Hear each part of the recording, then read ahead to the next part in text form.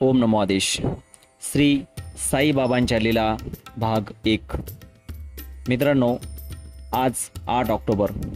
मित्रांनो, हा तोच दिवस आहे जेव्हा वाघाचा मृत्यू श्री साईबाबांच्या चरणी आणि दिव्य उपस्थितीत झाला आणि सन 1918 मध्ये श्री साईनाथ महाराजांच्या समाधीच्या अवघ्या 7 दिवस अगोदर या वाघाची मुक्तता झाली. श्री साई सच्चरित्र अध्याय क्रमांक 31 मध्ये व्याधीग्रस्त वाघाच्या लीलाचे वर्णन केले आहे.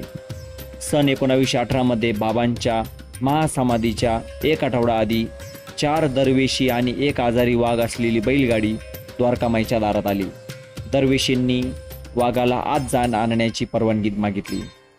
त्यांनी त्यांच्या उत्पन्नाचे साधन असलेल्या वाघाचे प्रदर्शन केले. त्यांनी बाबांच्या चमत्कारिक उपचाराबद्दल ऐकले होते, म्हणून त्यांनी त्यांना शिर्डीला आणले होते. श्यामाने बाबांना त्यांची विनंती सांगितली आणि परवानगी मिळवली. वाघाला आत आणण्यात आले. द्वारकामाईच्या पायऱ्या चढून काही सेकंद या वाघाने बाबांकडे खूप प्रेमाने बघितले. मग आपले पंजे वाढवून त्यावर डोके ठेवून नमस्कार केला. मग त्याने एक भयंकर अशी गर्जना केली आणि आपली शेपटी जमिनीवर आदळली आणि शेवटचा श्वास घेतला. बाबांनी खिशातून 50 रुपये काढून त्यांना दिले. त्यामुळे कर्ज फेडले. इथे वाघ, दरवेशी आणि बाबा यांच्यात ऋणानुबंध बांधला गेला. वाघाला बाबांच्या चरणी सद्गती म्हणजेच मोक्षप्राप्ती झाली आणि दरवेशींना सुद्धा 50 रुपयाचे दिले गेले. सद्गती म्हणजेच मोक्ष केवळ मनुष्यालाच नाही तर पशूंनाही दिला. यावेळी बाबांच्या शेजारी ज्योतिंद्र तरखड बसले होते.